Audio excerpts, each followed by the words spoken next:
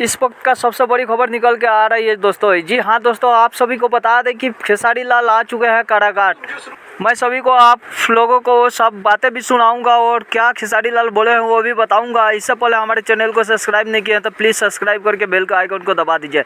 जी हाँ दोस्तों, पवन सिंह को चुनाव प्रचार करने के लिए जैसे खेसारी लाल बोले हैं 28 तारीख को, वैसे आज 28 तारीख को पवन सिंह हेलीकॉप्टर से कारागाट चुनाव प्रचार करने के लिए आ गए हैं। जी हाँ दोस्तों, पवन सिंह के लिए बहुत राहत भरी खबर है और बहुत ही अच्छी खबर है कि पवन सिंह को चुनाव प्रचार करने के लिए खेसारी लाल यादव आ गए हैं। दूसरे पक्ष में पवन सिंह को हराने के लिए बड़े बड़े लीडर आ रहे हैं और चुनाव प्रचार करके वोट मांग रहे हैं। वहीं पे खेसारी लाल यादव भी अपने पावर स्टार के लिए वोट मांगने के लिए पहुंच चुके हैं और वो बताए हैं कि रोड शो, हेलीकॉप्टर शो, ये सभी प्रोग्राम होगी वहाँ पे। मैं जनता से अपील करूंगा कारागाट के कि पवन सिंह को सांसद बनाएं और भारी मतों से उनको जीत दिलाएं।